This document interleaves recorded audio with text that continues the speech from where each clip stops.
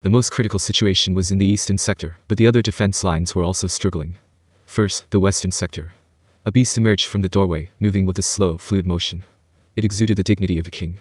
A beast that raced through the void, Kakeashi. Despite its adorable name, its appearance was nothing short of terrifying. It resembled a wolf in shape but was far larger. With the body of a lion and the head of a dragon, its full length reached 10 meters, and its height exceeded 5 meters. Its entire body was covered in jet black dragon scales, standing on end like a field of spikes, so sharp that calling them spears wouldn't be an exaggeration. Its tail split into 8 separate ends, writhing like venomous serpents. 6 crimson eyes gleamed ominously, scanning its surroundings. One might assume that such a massive body would have many blind spots, but that was a mistake. Numerous large rolling eyeballs grew all over its body, appearing and disappearing at will. They weren't fixed in place, able to emerge even atop its dragon scales as needed. Its 4 sturdy legs bore dull yet deadly claws, while countless small protrusions sprouted from the gaps in its scales, adding to its eerie presence. And its fangs. They were the very embodiment of a predator's terror, a sight that could stir fear in the hearts of any who beheld them. Kakeashi glanced briefly at the warriors awaiting its arrival, but quickly lost interest. Instead, its attention turned to the new world it was experiencing for the first time. It sniffed the air, taking in the scent of the wind. Then, seemingly satisfied, it let out a single roar. The wind trembled. The roar became a shockwave, sending those who lacked the strength flying. What the hell is that? Gregory, who had always hated dogs, shuddered as if a deep trauma had been triggered. Still, he braced himself with the pride of a former member of the 3 martial saints, preparing to face Kakeashi. However, stepping forward to restrain Gregory were Shion and the Dagura brothers. How ridiculous. It's just a single beast, surely we can, huh? Shion cut herself off mid-sentence, staring intently at Kakeashi. The beast had ignored their presence entirely and, with a regal grace, lay down to rest. However, it wasn't as if it had no intention to fight. One after another, a horde of beasts, presumably of the same species as Kakeashi, began to step forward. They shared a similar form but were noticeably smaller, and instead of 6 eyes, they had only 4. How much weaker they were in comparison was something that could only be determined in battle. Everyone, ready your weapons. Shion shouted. Her voice served as a signal, prompting the Kakeashi subordinates to move. Thus, the battle had begun. The Kakeashi subordinates were an anomaly. Among the cryptid beastkin, who rarely moved in packs, they were an exception, a perfectly coordinated unit. Moreover, even as individuals, their combat abilities were exceptionally high. By the Free Guild standards, they were at least A rank. And to make matters worse, many of them were S rank or higher, making them an unprecedentedly dangerous threat. The human heroes gathered here were all at least A rank themselves. They were by no means weak, yet the reality was that, in a one-on-one fight, victory was uncertain. And to make matters worse, this enemy excelled in group combat. For the loosely assembled human side, they were an overwhelmingly dangerous foe. Stick with those you trust. Never fight alone. Glenda's battle cry rang out. It was a precise and critical command. The number of Kakeashi's subordinates kept increasing, now numbering in the hundreds. Engaging them alone would be nothing short of suicide. The only reason the front line was holding was thanks to the Holy Field, a domain that gave humans a tactical advantage. You nuts. Gregory fought like a whirlwind, sending Kakeashi's subordinates flying. They weren't actually dogs, but arguing that point would be meaningless. Shion's divine Gurikamaru cleaved through multiple enemies at once. Her overwhelming combat prowess was on full display, yet the sheer number of enemies seemed endless. It felt as if they hadn't even thinned the horde. Everyone shared that grim realization. The enemy continued to emerge in droves. Although they still had the numerical advantage, no one knew when that balance would shift. The unending struggle was wearing down the warriors' spears. Perhaps understanding this, Kakeashi himself had yet to move. He merely observed the battlefield with a cold, calculating gaze, waiting for the perfect moment. And finally, that moment arrived. Kakeashi rose and let out a roar. It was the second roar of the day, but this time, there was a key difference from before. Kakeashi was a beast, but its intelligence was high even compared to humans. Cunning and cautious, it possessed the ability to judge when to avoid a fight it couldn't win. And yet, Kakeashi had decided to attack. In other words, it was certain of victory. The roar of Kakeashi made the atmosphere tremble. Unlike the earlier intimidation, this time, it was a genuine command to attack. This changed the behavior of its subordinates. Fearless of sacrifice, they began their assault with reckless bravery. Well, this is getting rough. Wait, this bad feeling. Glenda muttered as she reloaded in a godlike display of skill, taking down one of the beasts. But then, she furrowed her brows, sensing something. The next moment. Everyone, hold your breath and take defensive positions. Lose focus, and you're dead. Glenda's powerful voice thundered across the battlefield. It carried through with thought transmission, ensuring all allies heard the warning. It was a close call.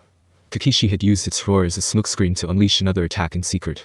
Tiny protrusions covered the gaps between the dragon scales on its massive body, and from their tips, it was releasing a viscous, decomposing enzyme. This enzyme mixed with Kakeashi's aura and spread through the air along with its roar. Harmless to Kakeashi's kin, but to all other life forms, it was a deadly poison mist. If not for Glenda's warning, many would have died. Among Shion's elite warriors, the Yamagiri, some were already coughing up blood in agony. Perhaps out of curiosity, they had inhaled it, but the result was horrific. Their lungs burned, rendering them unable to breathe. Their internal organs rotted, causing pus-filled blood to reverse flow through their bodies. Their eyes burst, their nasal membranes decayed and fell apart, leaving blood spewing everywhere. For the next 3 hours, they would suffer a living hell. The worst part was that not even healing potions could neutralize the effect. Though it wouldn't kill them, the only option was to endure the cycle of destruction and regeneration, until Kakeashi's poison mist finally dissipated. Seeing the devastation, everyone was grateful for Glenda's danger detection skill. This is why I can't stand mutts. Gregory spat out, though in a way, it was a sore loser's complaint. Still, the fact that Gregory could grumble like this was impressive, and for those who heard him, it provided a moment of mental relief, allowing them to regain some composure. On top of this, Shion made her move. Chaotic Fate. Shion's great sword, Divine Gurukameru, sliced through the air.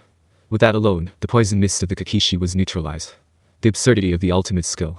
King of Tyrant, Susanu's nullification ability was still intact, and Shion's reputation shone brightly with this remarkable feat. Whether their enemies or ingredients, cooking is my specialty. I don't feel like losing this battle. This declaration greatly inspired the warriors.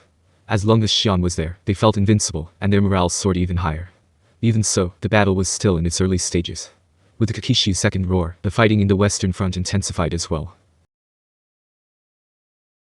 What appeared to the south was an extremely bizarre entity. A fish swimming through the stars, Suiemu. When it appeared, Ultima muttered. Ah, what a shame. That thing looks dangerous. Honestly, it might be impossible to defeat it without casualties. That was a fair assessment. In response, Varen immediately gave the order. Everyone, fall back. We'll handle this. The heroes gathered from various nations looked at Varen with eyes that seemed to say, who is this old man? But before any complaints could arise, Yam barked out a command. Hey, you lot. Get to the rear, now. Here, Yam's communication skills shone. Thanks to the trust he had earned, the eccentric heroes complied. Some grumbled, but that was to be expected. Before Suiemu fully revealed itself, the warriors within the holy purification barrier were now only Ultima and her demon faction. Good call. Any later, and you all would have been dead.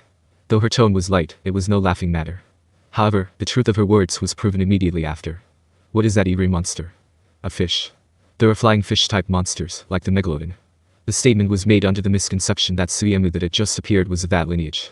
Suiemu is more like a squid swimming through the sky, with just its body, excluding the tentacles, measuring about 10 meters. The tentacles themselves are 3 to 5 meters long, classifying it as a fairly large monster.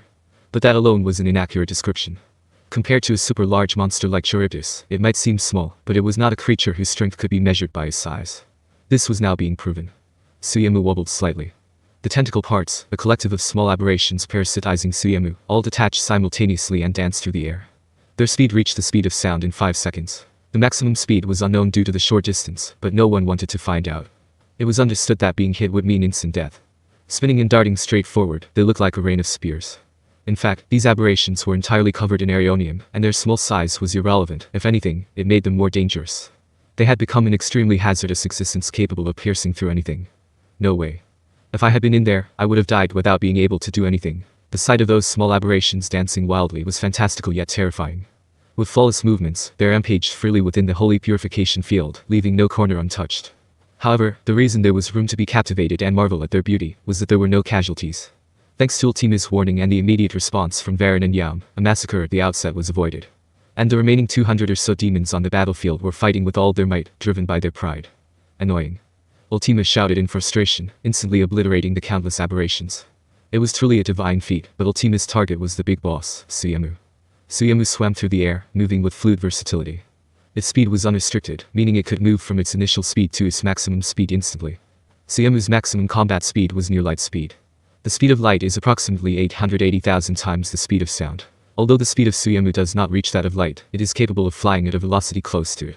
Even though it is significantly slowed down within the atmosphere, it can still move at over 100,000 times the speed of sound, making it impossible for ordinary humans to even perceive. However, Ultima is different. The moment Ultima becomes aware of its presence, it can respond by ignoring the laws of physics. It was fortunate that Ultima was present in the battle in the southern lands. Against Suiemu's speed, which surpasses human comprehension, Ultima counters with techniques and magic. The outcome unfolds in a realm beyond anyone's ability to predict. Furthermore, the battlefield itself undergoes transformations. Following the initial Suiemu, a multitude of bizarre creatures begin to appear. The cryptids created by Ivarage are diverse and lack any sense of unity. Among them are humanoid phantoms like the insectors. Even the heroes who escaped the initial danger found themselves occupied with dealing with these new threats.